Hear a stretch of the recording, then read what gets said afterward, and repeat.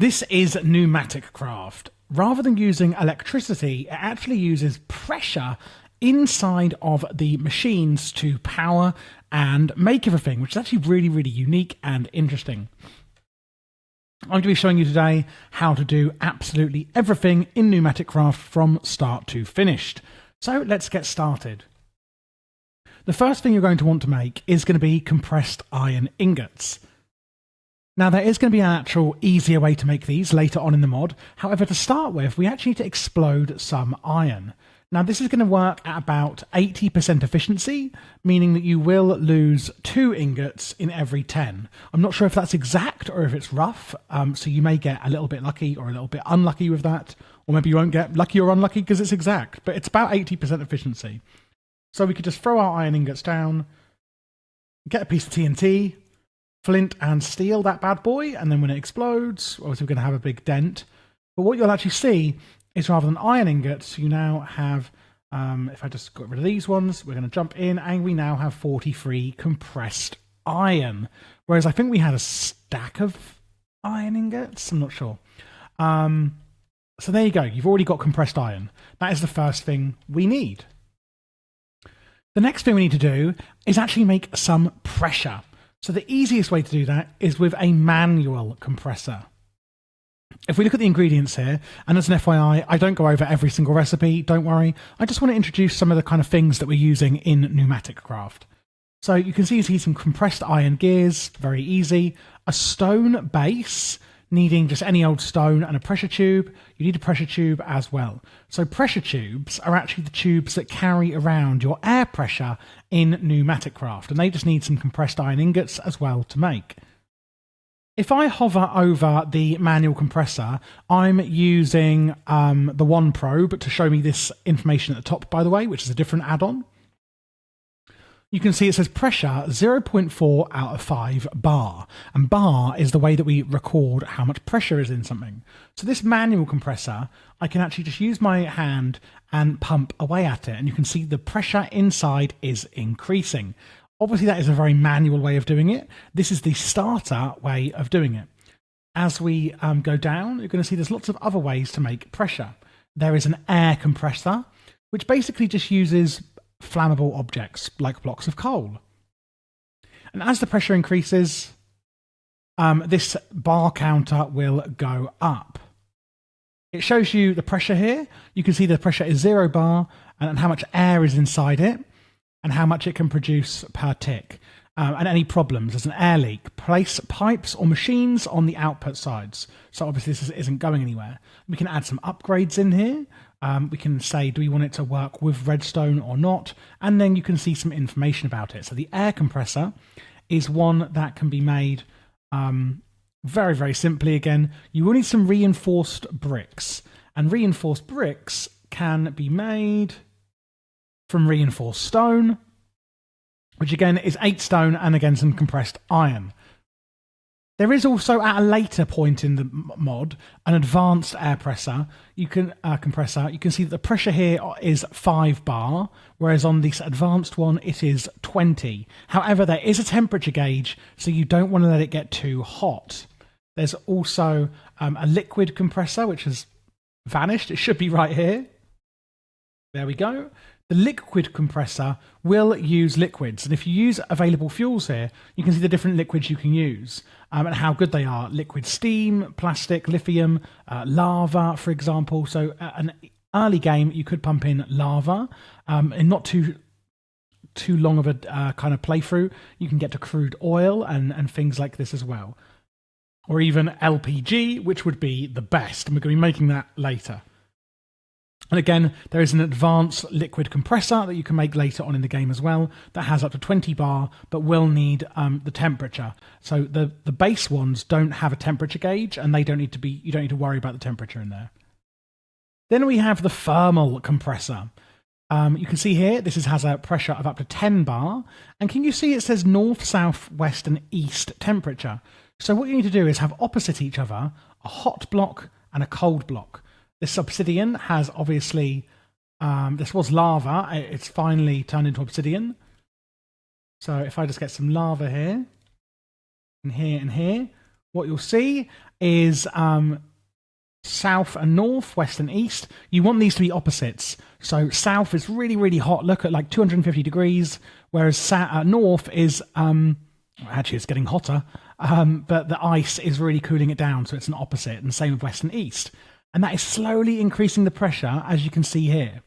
Now, this is going to go into the red zone, which is really, really bad news. So the pressure is just going to keep increasing. If you were taking pressure out with, say, pressure pipes, the pressure will decrease. But as you can see here, we're not taking out enough pressure. I mean, we're not taking out any pressure here. And after all of that, it goes into the red zone and the machine explodes. So how do we stop the machine from exploding? Well, as we're starting from zero, I've got a while for me to explain it to you. What we can also do is, you see there's an upgrade slot. We can make a security upgrade. So a security upgrade needs a safety tube module, which needs a pressure tube and a pressure gauge. The pressure gauge, again, very easy. It's a compressed iron ingot, which you really looked at making, some obsidian and some lapis lazuli. So we can make a safety or a security upgrade. You can see what it's used in. When I put this wasn't lava, anything that's hot and anything that's cold will work. So whatever you have in your mod pack. If I put the security upgrade into my upgrade slot here, what's actually going to happen is that when it reaches the maximum pressure near the kind of maximum amount near the red zone, it will automatically release some pressure and keep the pressure down. Now, we can also add some speed upgrades into here. Oh, you can't add it into this machine? Okay. You can't add it into everything. You can see the ones you can use it in here. I guess we can't use a speed upgrade in here. We can add a volume upgrade, meaning there's more air in here, which would mean you'd need more air being pressurized to get to the same level of pressure. And these ones, again, then will keep you safe. Best way to show it, because this one's going to take forever, is I can show you with this air compressor over here. Can you see that I'm using 2 speed upgrades, which means it'll obviously get to higher pressure quicker, and a security upgrade. And can you see when I'm burning the coal, it's going up to about into the red zone, and then it releases some pressure. And you will actually see the air coming out of here. There you go. You can see it releasing some pressure. Without the security upgrade, it would just go blah, blah, blah, and explode. So that's really good to know. And that one is the thermal compressor. We've also got a flux compressor, which uses redstone flux, so electricity and energy. You'd obviously power that. You can't power stuff in PneumaticCraft. It's all from pressure. But other mods obviously giving electricity, you can pump into the flux compressor. We also have an electrostatic compressor, which basically uses lightning strikes. And I mean, I don't think this is going to be used very much, but it is available if you want it. And if you are working in creative, there is also a creative compressor where you can add whatever bar of pressure you like. If I put it up to 10 bar, it's now 10 bar pressure. Cool. So that, everyone, is how you get compressed iron ingots, and that is how we make air and compressed air and pressure using different compressors. Once you actually have some compressed air and you have some compressed ingots, what you're going to want to make is a pressure chamber, which is this we see before us. You can make a 3x3, as I've got here, a 4x4, or a 5x5. It's mainly made with pressure chamber walls. Let's make a 4x4, so 1, 2, 3, 4. Just like this. You can put glass anywhere that isn't on the edge. So you can put glass like on all of these kind of ones if you want, or you can put pressure chamber glass just on the front, which is what I do. Now you will also need on your pressure chamber a pressure chamber valve. And this is basically where you allow your pressure into. So once I put the valve on, you can see it turns into the multi-block. And again, this is where you put your pressure into. So I'm going to use my example over here and remake this setup. So I'm going to use an air compressor, which uses things like coal. And then to the back of it, you can see this hole here. I'm going to add a pressure tube and attach that into the valve and attach those up. I'm going to put in my security upgrade. Oh my God, I'm so sorry. Meaning that if the pressure gets too high into the red zone, of course, it won't overflow and explode. It'll let some air out. And I'm going to add some speed upgrades. Now, you don't want to put too many speed upgrades in here because it will get absolutely out of hand and the security upgrade won't really be able to keep up and it'll go way too fast. See if I put like 7 speed upgrades in here, or if I put in 10, look how fast it's burning through that coal and it is going up. So do be careful with that. So you can see on the pressure chamber valve, it says 2 out of 5 bars of pressure. And you can see the pressure of the air inside it. So how do we actually use this? Because we can actually make compressed iron ingots in here and other things a lot easier. Well, we are going to need pressure chamber interfaces. And this is basically where you can input and output items from your pressure chamber. So I can go 1 and 2, 1 and 2, and that's going to put those interfaces here. Now, one thing to note is that you do need to have some sort of way of getting items in and out of here.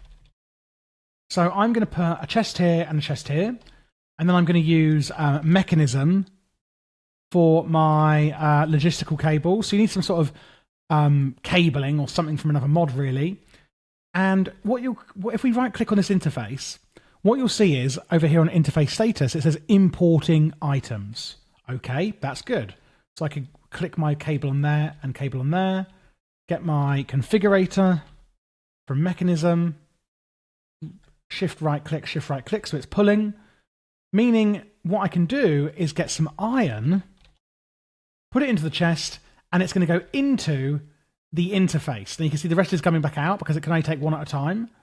And you can see in there, it's now turned it into compressed iron ingots rather than iron ingots. And then another one tries to go in, and it will do the next one. Now, you'll notice that this one as well that I've placed also says importing items. So what we need to make here is a pneumatic wrench. Pneumatic wrenches need an air canister, but again, it's basically just a pressure tube and some compressed iron ingots, which just needs more compressed iron. And what you're going to want to also make is a charging station. So for example here, I've used an air compressor. Well, and I don't think you need to charge these for this, but you will need to charge them for a lot of other things. A charging station, again, very simple to make. We're just going to add some more pressure tubes. You can see the pressure coming out, goodness lord, and attach that to the charging station. You then put your pneumatic wrench into the item slot here in the charging station. You can click this arrow to block the pressure going in, or you can let the pressure in. You can see the globules of air going into the pneumatic wrench, and you can see the pressure increasing in the wrench. So now that we've got some pressure in our wrench, we're going to go over to our pressure chamber interface, and we're going to, not shift right click, because that's going to break it. But we are going to... Okay, I'm actually having a bit of problems with these, but I've gotten it working. So the interface, I noticed if you press it down like this, you can see I'm turning the face. And now it's not turning. On this one, if I do it from this side, it changes between nothing, exporting items, and importing items, which is what you'd expect to see. So you may have to do this pneumatic wrench when you're building this from different sides, or you may have some issues with it. Because what we should be able to do here is place an interface, and that is importing items, and then place an interface, right-click it, and as you can see, I've managed to turn it around, but now it's stopped. You're meant to be able to rotate it, you see. So if I take off this one, now I can rotate it all the way around, which is a bit interesting. So if you do have troubles with that like I just did, just take off a wall or whatever's next to it and rotate it from the side. So now you can see this one says exporting items. We want to export all items. No, we want to only export crafted items. And this one, of course, is importing. So just be careful, I guess, with that happening, which is very strange.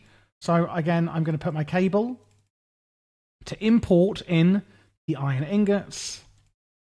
And then I'm just going to cut that off. So that's now exporting automatically items that are crafted in here into this chest. So I'm just going to reattach my pressure tube. There we go. Pressure is increasing. And we can look at this with something like the one probe installed and see that the pressure is increasing inside the pressure chamber. Once it gets to the required pressure, it will actually make the craft. So if we look at compressed iron ingots in a pressure chamber. You can see here it's showing you where you need the pressure to go up to. Pressure 2 bar. If we click on the pressure chamber wall here and press U for uses and then click on pressure chamber, you can see all of the things you need, because some things will need a different level of pressure. For example, I could put a diamond pickaxe in and a book, and it will give you a fortune 1 and an efficiency 1 book, but it will actually need 5 bars of pressure. You could put in 8 blocks of coal and get a diamond because it's compressing, carbon into diamonds, but you will need 4 bars of pressure. So if you're never sure how much pressure you need, then have a little look in the, just click on the pressure chamber wall and press U in JEI. Once this air compressor gets up to the right level of pressure, which it will eventually with this coal, if you just keep burning stuff, it's just going to keep going up and up and up. With the security upgrade in, it will just hover around 5, which is obviously enough for the recipes we need, and that will be fine. So once that gets high enough, that iron ingot is going to turn into a compressed iron ingot, and then it will get pushed out of the export side of the interface into the chest here, where we're going to get compressed iron. So just don't forget, you can make these at 3, 4 or 5x5. Glass can only go on the inside. You will need a valve to import your pressure using pressure tubes. You will need a pneumatic wrench if you want to be able to export your items by turning the interfaces around. And that is how you use the pressure chambers. Once you've successfully set up your pressure chamber, the next thing you're going to want to do in PneumaticCraft is start drilling for oil. This here is my basic oil drilling setup. Now, you will find oil, like you will here, just anywhere in the open world, and you'll find much more of it down below as well. What I'm actually going to do here is set up this exact same installation, but from scratch, so you can see what I've done. So step 1, find your oil. As you can see, we have found oil. One thing to note as well, you may have other mods in your mod pack that are generating oil. Don't worry if you can't find any PneumaticCraft oil in your world. The mod is clever enough to know and be able to collect and use any type of oil. So the first thing we're going to need to get is a gas lift, okay? Quite simple to make here, as you can see. Get your gas lift, and I'm just going to place some peat here, and I'm going to put the gas lift here. So it's over the oil. Now, it will need some pressure. So by this point, you should already have a little compressor. I'm going to use an air compressor, fill it with fuel, and add some speed and a security upgrade so that the pressure doesn't go over, and so that it gets to where we want it a bit quicker. Now, don't forget that you can actually see where the pressure is coming out of, and we can add pressure into any of these holes on our gas lift. So I'm simply going to attach some pressure tubes. You can now see the pressure is building in the gas lift, and as you can see, it is already filling up with crude oil, which is fantastic. Now, if you are far away from your base, maybe you need to transport some oil back to your base. The way I would do this is using a liquid hopper from PneumaticCraft.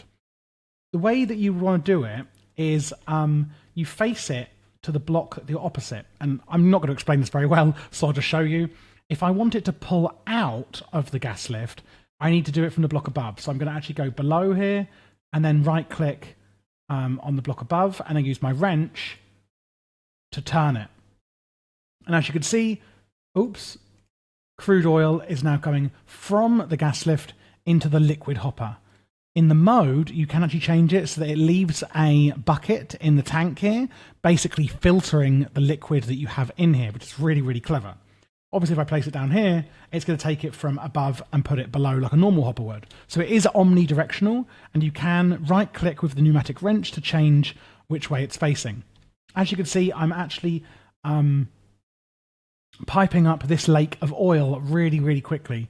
It wasn't very deep. The deeper pockets are generally underground. But for this, it's okay. If you are going to be taking it back home, you could plop on top a small fluid tank, and that's going to place the liquid hopper into the tank. And as you can see, this is filling up with up to 32 buckets of crude oil. And that is how you get crude oil in PneumaticCraft. We can then process this. Let's see if I can look at it in JEI. Yes, here we go. So the next item or thing you're going to want to do is process it in a refinery. You can see here the crude oil with the temperature going up into diesel, kerosene, gasoline, and then LPG, baby! Yes, the end. Once you have actually gotten your oil, we now need to process it into different fuels in the oil refinery, which is what I have made in front of me. So let's make our own now. So the first things first, you're going to want to pipe in your oil.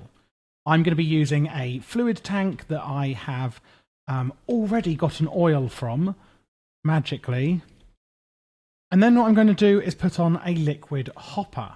So I'm going to place my refinery controller. This is the main item that is the refinery, and I'm going to shift right click the hopper onto the refinery controller so that it's pulling from the tank into the refinery controller.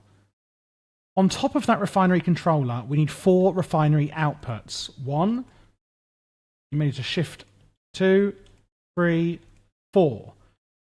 Now, the thing is about this, if we can now go into it, now that we've made the multi-block, and you can see the crude oil coming in, you can see that nothing is happening because it needs to be over 100 Celsius in order to work.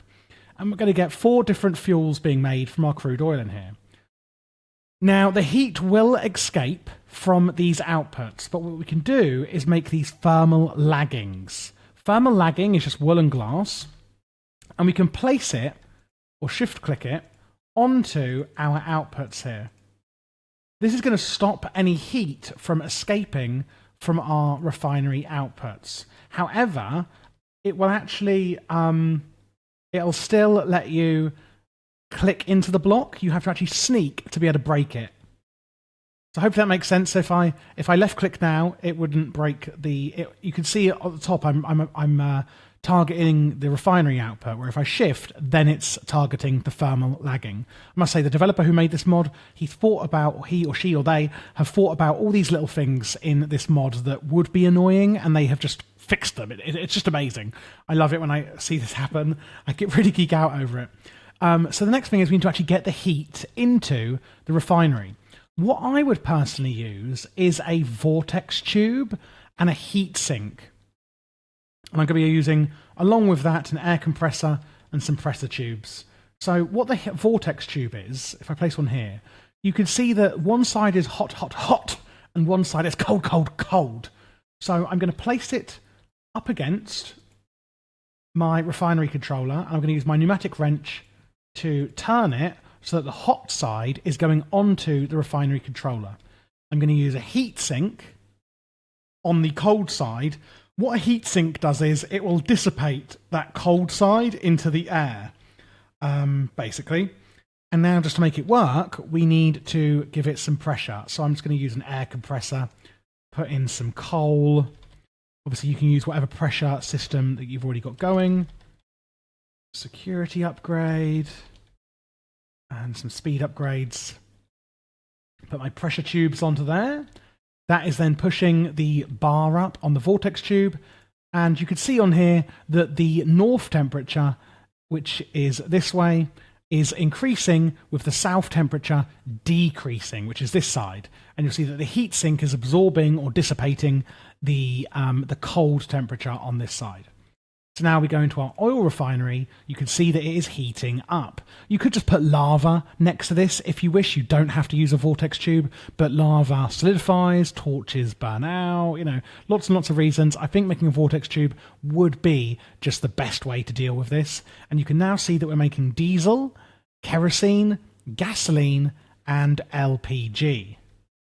If we look at what we could do with these different fuels, diesel being the first one, with some redstone, and this is in thermo-pneumatic processing plant, which I haven't obviously gone over yet. You could turn it into lubricant. Lubricant is actually how you are going to make lots of other stuff that I'm not going to go into right now. We have kerosene, which can be made into gasoline, which can be made into LPG.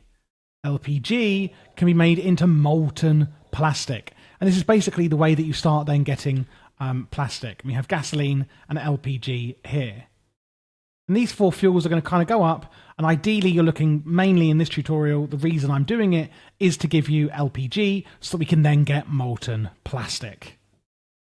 And there we go. That is how you use the oil refinery. If you're still not sure, however, by the way, how to get these out of here, if we actually click onto it, you can see the second one is kerosene. So the second one up is where kerosene will be. Just leave one side open from these thermal laggings, and you can pump it out with whatever kind of liquid tubing that you want. And I'm using mechanisms, mechanical cables here to do that. So obviously gasoline on this one, LPG on this one, and diesel on the bottom one. Once you've then obviously got your LPG, etc., what we're going to set up is the thermo-pneumatic processing plant, of course. And this is where we're starting to make plastic. One thing you could do, what are they called? Thermo heat pipes? Yes, heat pipes. An insulated core of compressed iron which can transfer heat without losing any to adjacent air or fluid blocks. So basically, what we can do with this is, you see I've got my vortex tube. In fact, what I'm going to do is set up my vortex tube. Oh God, this is going to be all higgledy-piggledy, but no worries, because I want to show you how to do this to make it really efficient.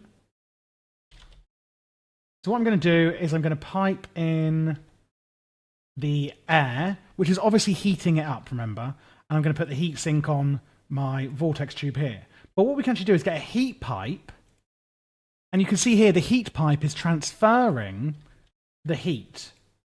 So what I can do is transfer that heat from my vortex tube into, it should get hot enough, yes, into my refinery controller. But we're also going to need some heat in the thermo-pneumatic processing plant, of course. So what we're going to do is actually, this is so higgledy-piggledy, it's hilarious. Absolute spaghetti. As always, if you're used to my tutorials, everything is so spaghetti. What we can then do is get that heat into our thermo-pneumatic processing plant and also everywhere else we need, like the refinery, all from one vortex tube. So we've got the LPG, which we're piping out using mechanisms, mechanical pipes, or you could use anything that can transport, liquids. So it's the top one, that's where it comes out from, the LPG. Put it into the thermo-pneumatic processing plant, and then we're just going to need some coal. You can't use coal blocks, it does actually need to be coal. And you put that in this slot here. And as you can see, we are getting molten plastic. You don't really need much pressure at all. In fact, this isn't even using any pressure at all, which is great. It does say here, I don't know if I explained it earlier, but the orange bit, I think I did, is where it goes to 0. 3 of 6 block faces are exposed to the air. And that is where, exposed to the air, and that is where you want to get your thermal laggings and sort of go 1, 2, and 3. And there we go. There's no air exposure, so no heat will be leaking out. So what we can actually do here is put a chest down, get a heat frame. We've got our molten plastic here, as you can see. And then I'm going to put a heat frame on top of the chest. And as you can see here, it says temperature is rising. So what I'm then going to do is actually go in here with some buckets. Let's get a stack of buckets. And we can basically fill these up with buckets of molten plastic. What I could then do is get a logistical pipe from Mechanism or anything that can transport items. Oops, see, I don't even know what I done there. Really doesn't like that. Bizarre. Okay, well that isn't working. But basically what you want to do is get your buckets. You may have to do this manually. You should be able to put these heat frames on a tank, I thought, but I don't seem to be able to. But you can put them onto inventories, and a chest seems to work. So if you get a bucket of molten plastic, as long as it is cool enough, it will actually cool it down. So remember, we actually have our heat sink here, which is really, really cold. So what we could do is get our heat pipe, which is the cold side, and bring this over from our vortex tube onto our heat frame, which you can see is getting really, really cold now. And it's going to turn that molten plastic into a plastic sheet. You may be able to work out a better way of doing it. I've played around with it. I can't get it to work on any tanks. It would need an inventory, which this does.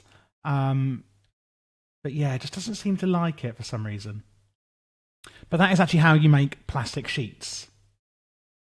The next thing on our to-do list, now that we've got our plastic, etc. sorted, is making some PCBs. It's a multi-step process, but it's quite straightforward.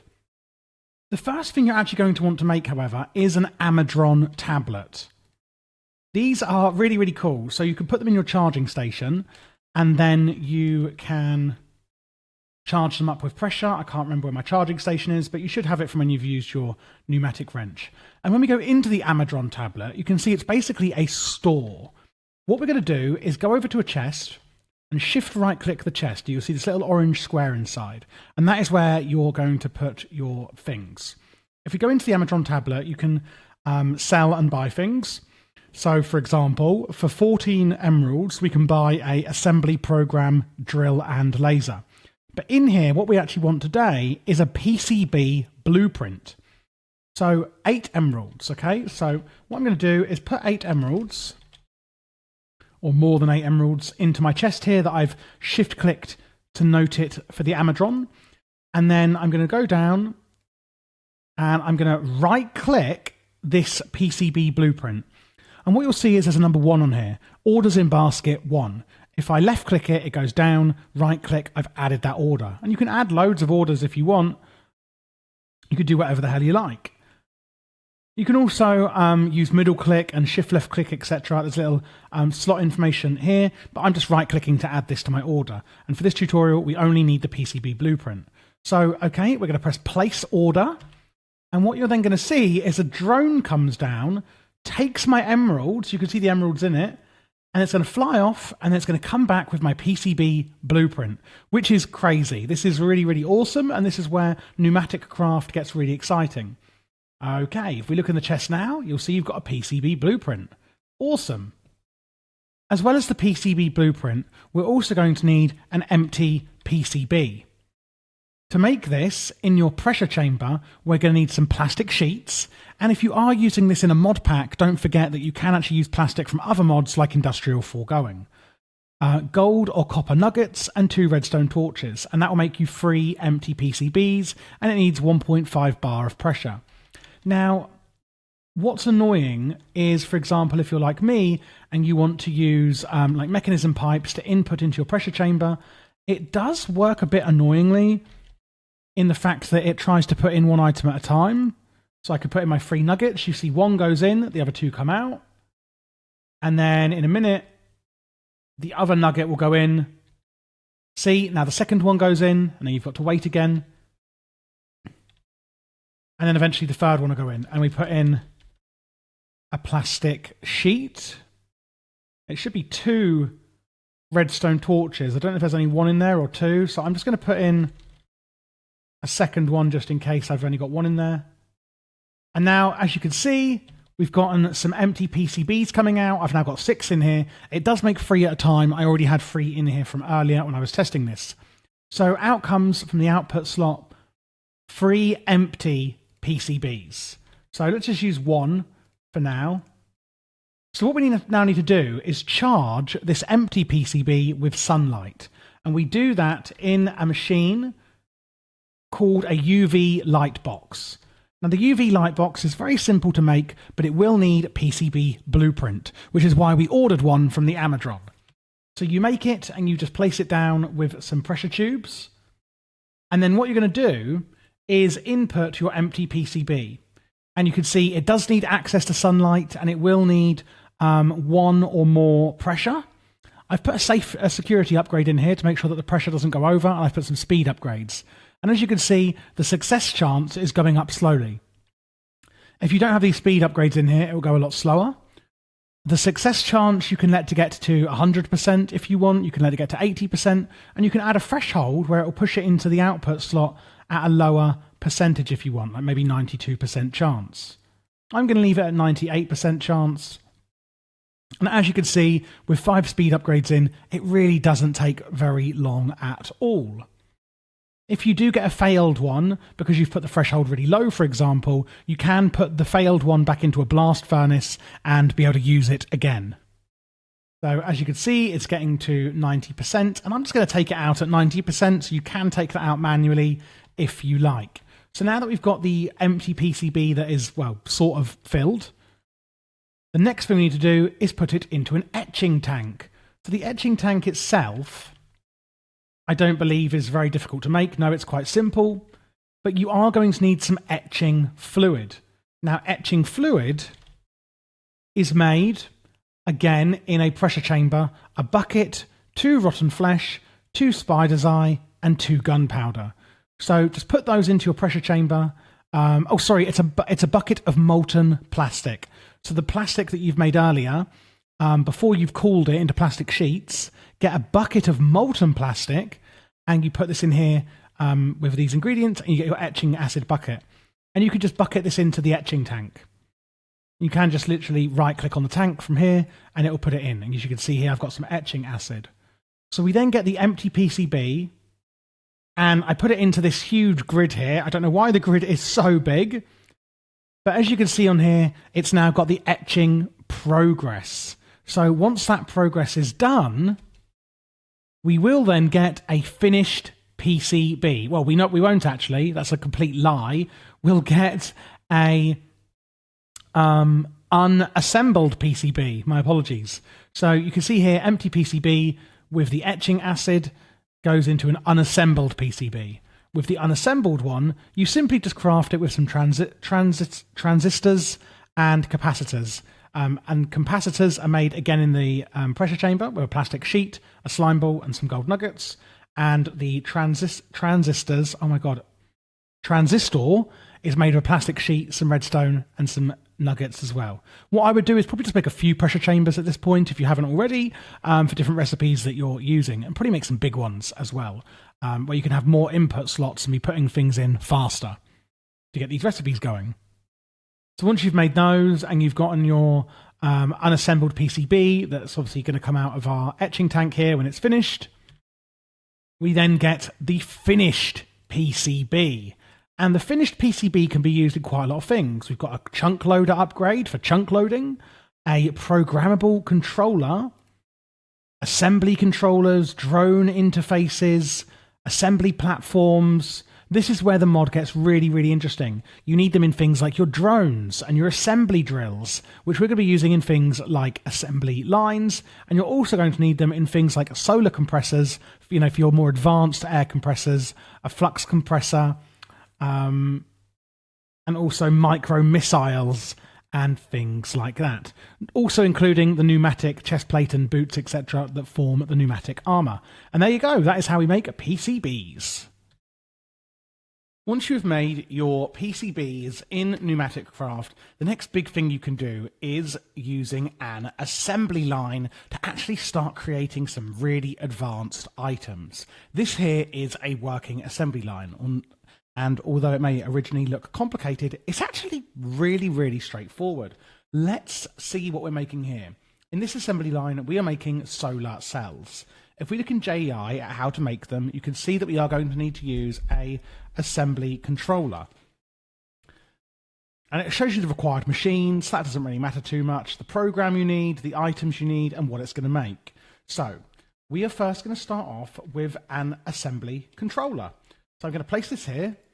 And this is actually the controller that basically you put your recipe in, and it tells you what are we going to be doing with this assembly line. It must actually also have some pressure. So I'm going to put a creative compressor here and get some pressure tubes. So basically, you can see that the pressure automatically goes in when you put the pressure tube to any side of the controller. And it's going to say what bar I want. It's going to be bar 5. For the assembly controllers. It can go in from any side, and this is the only part of the assembly line that you must provide with pressure. Now I'm going to add a security upgrade. And I'm going to add some speed as well, because the assembly lines are a bit slow if you don't do this. And then you can see here it needs a program. This program tells the assembly line, what is it going to do? In your Amadron tablet, you need to buy these. You can also trade them from the mechanic villagers. So you can see here we could buy a program, drill, and laser, or assembly program, drill. I'm going to buy a drill one. Now, imagine I've just bought that from my Amadron, because I am obviously in creative, so I'm going to be lazy. And what I'm just going to show you again, remember, is if we look at making these solar cells, can you see it says program drill? So what I'm going to do is I've got my drill program, and I'm going to go into the assembly controller, and I'm going to take that drill one that I just bought and put it into program. So that's how you know what ones to put in there. Now we set up the assembly line. So the first thing I'm going to do is attach an import arm to the controller. So horizontally, these assembly parts must be touching the controller, because the controller will provide them with pressure and, power, etc. And obviously the program that's going to be using. So this is an import one. This can reach any block around it, including diagonally. So like here, I could put all my ingredients behind here. So let's do that. Let's say, this is where I want to put it. However, I actually want my items to go... No, in fact, yes, let's put it there. So that's where I'm going to be importing items from. I'm using the same recipe that we're doing on the one I've already made. I'm going to be using solar wafers. So the import arm will import items from this chest automatically. It just knows if there's any compatible items nearby, and it will put them into the system. Then we have an assembly platform. This is basically the workstation, the work table, the crafting table, if you will, for the assembly line. You then are going to have your items that can actually make things. What I would do here is I would put one on each side. So we have an assembly drill I'm going to put here, and then there's also a laser, and I'm going to put the laser on this side. So you've got your import, you've got your assembly platform, and you've got your laser and your drill, and then we're going to get our export arm, and I'm going to put a chest here. Now, as you can see, what's happening is the import arm is going to be importing the solar wafers onto the assembly platform from this chest. As you can see, it's reaching in, pulling out the item and putting it onto here. Now, because in the controller I have a drill program, it knows that it should be using the drill. So the drill here, as you can see, when it gets the item again, it's automatically going to start drilling the item on the assembly table. And then once the item is complete, the export arm is going to pull it into a nearby chest. So, like I said, it's automatically going to know if there's a recipe available to it.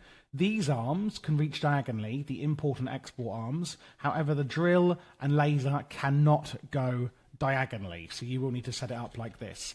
Honestly, I would just say to copy what I have done. I would say I've made the perfectly designed assembly line for all of the uses that you're going to be using. And that is literally it. That is a completed assembly line in PneumaticCraft. If we actually go into the, if you go onto one like the assembly laser and press U on it in JEI, you can then see assembly controller up here. You can pretty much see what you can make with this one. So I think this is going to be anything including a laser. So advanced pressure tubes, which can actually go up to 20 bar, which are much more advanced. Aphorism tile, a smart sign which can store and display arbitrary amounts of text scaled. Oh, you could also make empty PCBs into unassembled PCBs in here. So rather than using the UV light box, it can laser it straight into that? Oh, maybe so. Okay. But we could do lots of other things, basically. So, yes, and you could make a block of compressed iron into 8 advanced pressure tubes, which is really amazing. But you will see there you need both, and it will just use both. That's absolutely fine. So you can always see what recipes you can make in it using JEI.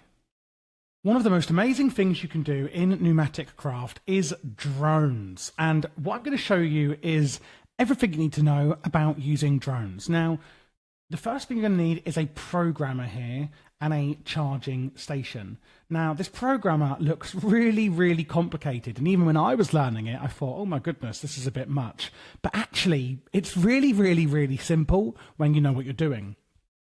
What I'm going to be writing here is a basic drone program that is going to work as a functioning mob farm for you.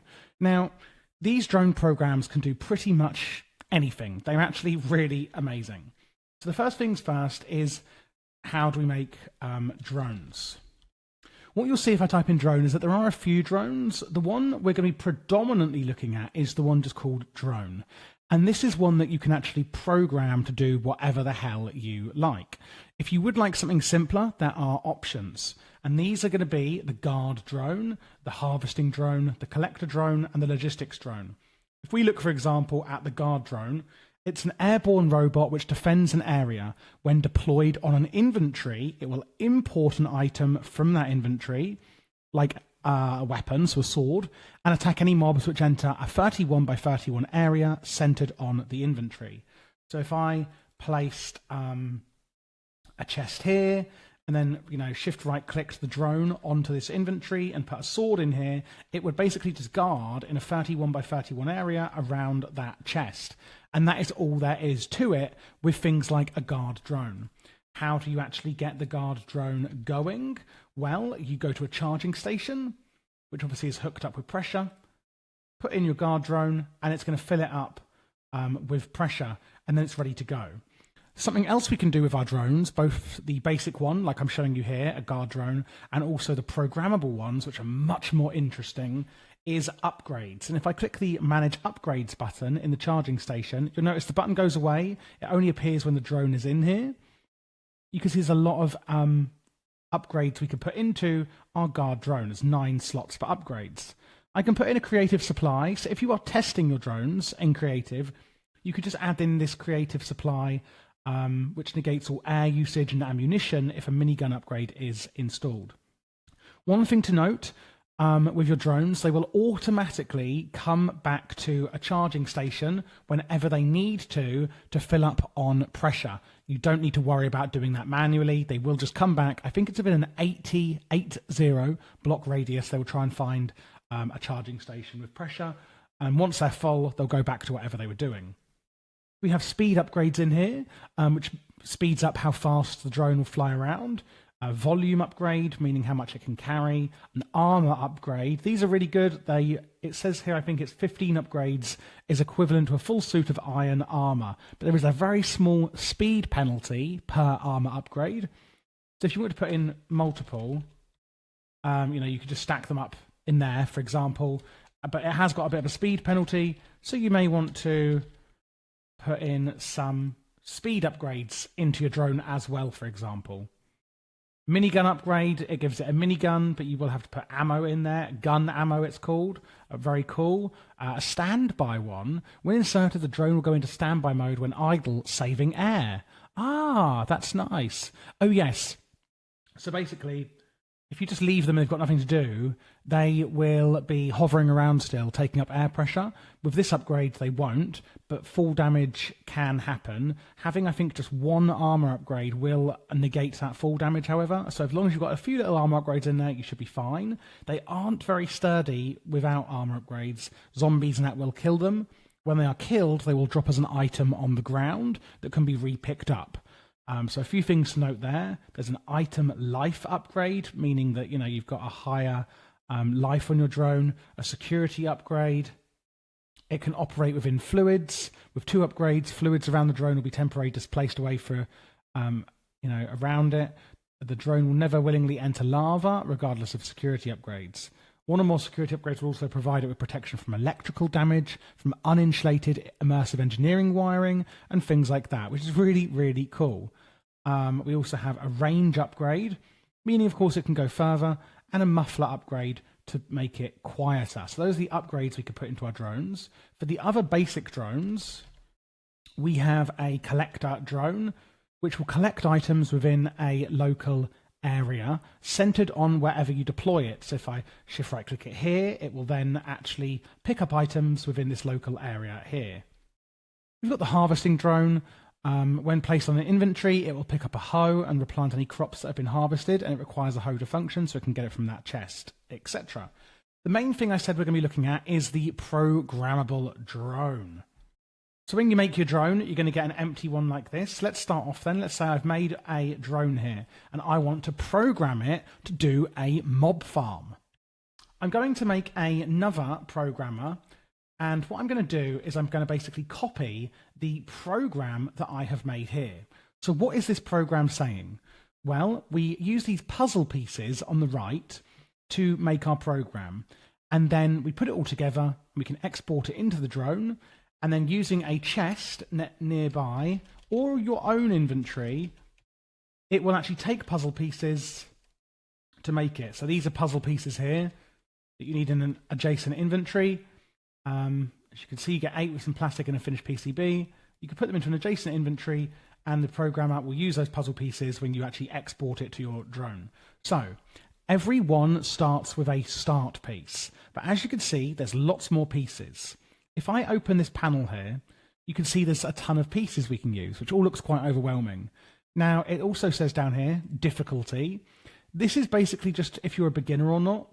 You can say, only show me beginner puzzle pieces. So you can sort of make your own program with these. Medium will show you much more complex ones as well, and advanced will show you all of them. But you may find that overwhelming, so you could say, oh, I just want to see the easy ones, you know, beginner sort of pieces.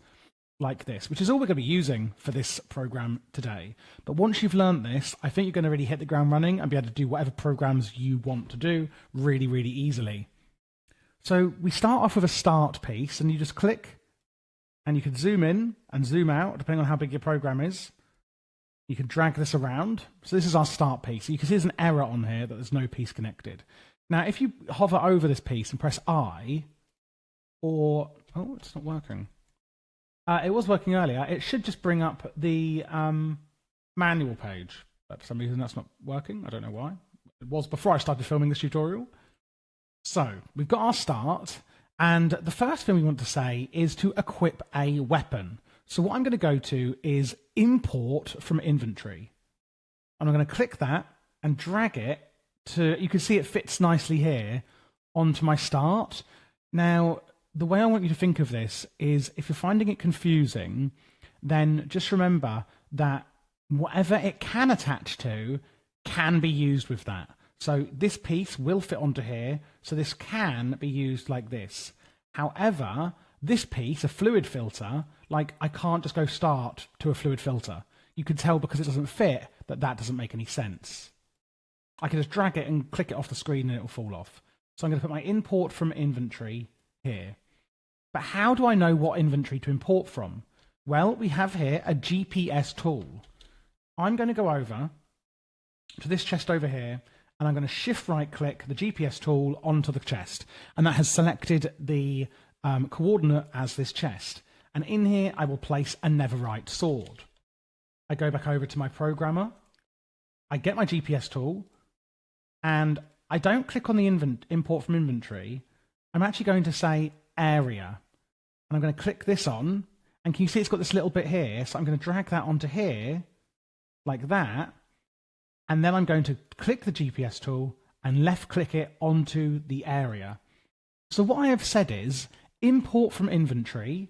What inventory? Well, using the area card, I'm saying it's this inventory. So the first thing the drone is going to do in this program is it's going to import something from this inventory that I've selected. Now that we have imported from the inventory, in other words, we have our weapon, it's going to import the netherite sword from that inventory. What I want you to now do is kill some mobs. So entity attack, and I'm going to drag that again onto here. And I'm going to drag another area card onto here, or puzzle piece as they're called. And for this one, I'm going to use a GPS area tool. I'm going to take a piece of dirt for this one.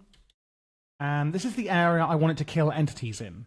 And I'm going to place one block here, one block here. I'm going to right-click.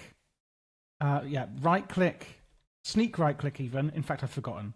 If you just press Shift for info, you can see here it says right-click a block to change the first one and left-click for a second. So I'm going to right-click this piece of dirt here.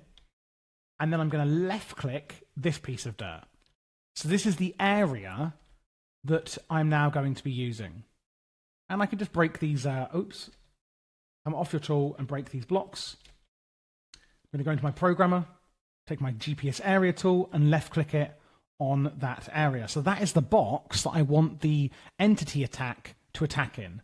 If I right click on this widget, you can see it says box, cylinder, grid, etc. The entity attack one does only work on a box and I want it filled. And if I actually am not sure where my areas are, I can right click on that and say preview area. And can you see it's now lit up the area? So I'm like, right, okay, that's where I'm going to be attacking. I'm going to here, right click, unpreview area. Cool. So we're going to pick up a weapon, we're going to entity attack. And then what I want it to do is actually pick up items that the entities drop and store them in a different chest or just any inventory in that area.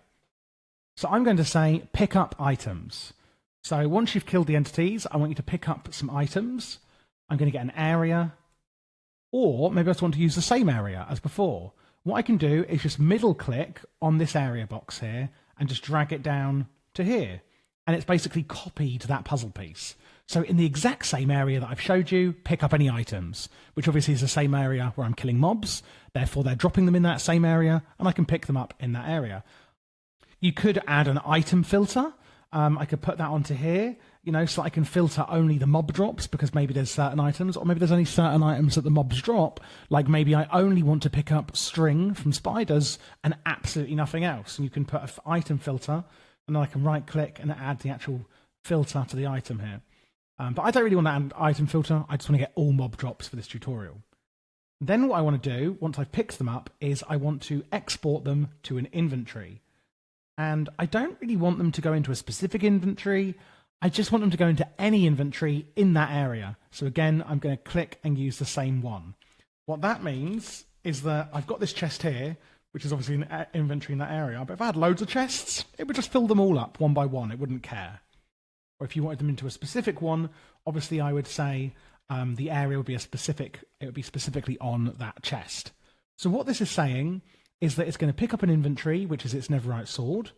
It's then going to kill mobs in the selected area, pick up any items from mobs in the area, and it's going to export them to any inventories in that area. I'm then going to drag my drone into this top right slot, and I'm going to say export program. It says that it requires 0 puzzle pieces, and the available puzzle pieces are 64. The available puzzle pieces are 64 because I've put them into a chest next to it. If I've doubled that stack, you can now see there's 128 available puzzle pieces. The reason it only needs 0 is because I'm in creative, and it won't use any in creative. So click the button. It has now exported that program into this drone. And you could just export a new program onto it to overwrite it. I'm then going to go into my charging station. I'm going to put my drone in here to fill it up with pressure. And I'm going to give it some armor upgrades. I'm going to give it some speed upgrades as well.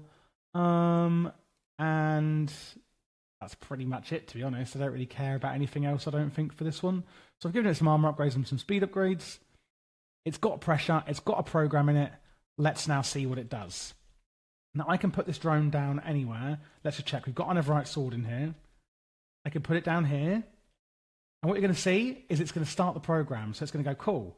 I'm going to go over and I'm going to pick up my Netherite sword, which it has. You can actually see the sword was underneath it.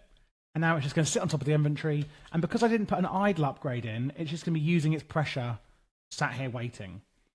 And then what I'm going to do is spawn some spiders. And as you can see, it is automatically killing the spiders in the area that I have designated. And here it goes. Obviously, the spiders can actually escape, so they're not that great. And you may be thinking, well, this is going really, really slowly. So what I've actually done wrong here, for example, and let's pretend that I've done this on purpose for the tutorial. Obviously, it's going to be putting items from its inventory into the chest. So you may actually want to whitelist the items that it's putting in here, because otherwise it's just going to dump its own weapon. And its own basic melee attack is obviously not very good. So that is one thing to make sure of there when you're doing that. You could use a minigun upgrade and gun ammo to make this even easier, of course. But That is how filters actually can come in really handy with these things. But as you can see, apart from that one little mistake I made, which is very easily rectifiable with an item filter, is it has killed the items in this area. But if I place one out here, it's not going to touch them. In here, however, it will. And then it's put the spider's eye and the string into the chest as I have asked. And there we go. We've got a basic drone program that is now fully operational. And whenever it runs out of pressure, it will just come back to this charger, repressurize itself, and then go back to the area. And that's it. So although it does look quite overwhelming, you can see it's actually quite straightforward. If we're going to advanced here, there's so many items you could look at here. Fluid filters, coordinate operators, and there we go. If you just middle click on them in here, it will take you straight to the page in the book, and I can just press back, like crafting. I could just go back, and it tells you all about the crafting module. Jump. So you can see what we've got here. We've sort of got a text one. You can use this, for example, to filter on like an entity attack, so it doesn't attack you, it doesn't attack players, it only attacks certain mobs, things like that. The item filters, the coordinate one, which is similar to the area one, a dig area, harvest, place, right click entity, void items, go to location, emit redstone, suicide, where it just it aborts the program, wait, edit sign, conditions. There's loads and loads and loads you can do with these programs, but hopefully based on the tutorial I've shown you, I've given you enough understanding to sort of make your own programs. This is a great mob farm one that to start with, you might think is a bit overwhelming, but actually when you look at it step by step like that, it's really, really clever, but actually quite easy to make. And that is how you use drones in PneumaticCraft. The last thing I want to show you in this tutorial is going to be this big thing on my head, the PneumaticCraft Armor. It's similar to the drones, hence why I waited to show you it, and it's really, really, really cool. It is quite simple now that you know how to do drones. So you can make the pneumatic helmet, which you can see like this with air canisters, etc. There's a piece for each body part, and what you can do is go into the charging station, and you can put each part into the same place you'd put your drones, like here. And when we click on the same arrow, you can see there's a load of upgrades in here. Speed upgrades, and basically these will just tell you, what they do. I would just look into these yourself, really. There's gilded upgrades, there's security upgrades. You can hack blocks and entities. Block tracker item life upgrade, which is basically just going to give you more upgrade, maybe. Night vision, there's range, scuba, creative supply, item search, armor, radiation shielding. There's so many different upgrades that you can do in here with the pneumatic helmet. If you're playing in something like ATM 9, it has got all of the upgrades here for you that you can look at and check into. But I think I'll let you have a look at it on your own. It's pretty self-explanatory at this point in the tutorial. But yeah, that is pretty much everything of the main things we need to know about in PneumaticCraft. There is a lot of other little bits and bobs in the mod, which is really cool. There's air cannons, aphorism tiles. There's micro missiles that you can shoot. Vortex cannons. I've got some of this locked still. There is also mob spawning that you can do. There's a pressurized spawner. Doesn't care about light levels, etc. But you will need a spawner core for it to work. And this chapter goes over that, but it's pretty self-explanatory. It's not too complicated. But apart from that, that is PneumaticCraft. So this was really, really fun to do. I hope you guys learned a lot throughout this ultimate tutorial. If you are looking for other mods to be covered, please do comment down below. A lot of the mods that I cover do come by request from you guys watching. If you go onto my homepage here, you can see I have a shelf for tech mods. I have a shelf for magic mods. And sometimes mods don't have playlists. They are just like, one video standalone. So you could just use the search bar if you're looking for those ones here, for example. And if you can't find the mod you're looking for, then literally please do just comment down below and tell me, because I love knowing which ones you guys, actually want. Just in case you are interested, I do also have a World of Warcraft account at Havy Heals, if that's something else you play. And you can also check out my new channel, Havy How To, if you are looking for other variety games. And I am going to be starting to cover lots of open world games and things like that that are kind of similar to Minecraft on this channel over here as well.